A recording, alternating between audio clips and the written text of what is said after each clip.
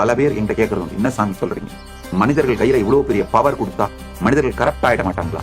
கொஞ்சம் ஆழ்ந்து சமூகத்தை சுத்தி பாருங்க. இப்ப பவர் யார் கையில இருக்கு? பொலிட்டீஷியன்ஸ் கையில இருக்கு. தில்லைவாழ் அந்தணர்கள் தான் நடராஜ பெருமானுடைய லிவிங் ரெப்ரசன்டேட்டிவ்ஸ். பொது தீட்சிதர்கள் ஒன்று கூடி ஒரு முடிவை எடுத்தார்கள் என்றால் அது நடராஜ பெருமானுடைய அசரீரி.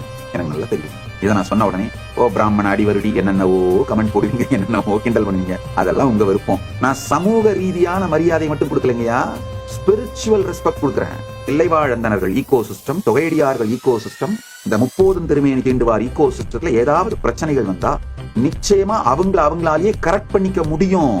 அந்த ஈகோ சிஸ்டம் தன்னைத்தானே ரிப்பேர் பண்ணிட்டு இத்தனாயிரம் வருஷமா உயிரோடு இருந்திருக்குங்கய்யா. உலகம் முழுக்க 1000 கோயில் நடத்துறதுனால சொல்றேன், ஒரு கோவில் நடத்துறது எவ்வளவு பெரிய திருப்பணியும் சாதாரண வேலை இல்லை. ஒரு ஐடி கம்பெனி நடத்துறதெல்லாம் ரொம்ப ரொம்ப ஈஸி, ரொம்ப ஈஸி. ஏன்னா நான் 2ஐயும் நடத்திட்டு இருக்கேன். இந்த ஏஐ பண்றதுக்காக லிட்டரலா ஒரு ஐடி கம்பெனி நடத்திட்டு இருக்கேன். இந்த பக்கம் ஆயிரக்கணக்கான கோவில்களை நடத்திட்டு இருக்கேன். இதையெல்லாம் நடத்துறதுனால என்னுடைய அனுபவத்திலிருந்து சொல்றேன், கேட்டுக்கோங்க. இந்த தொகையடியார் வம்சம் சிறக்க எல்லா திருப்பணிகளும் செய்வோம்.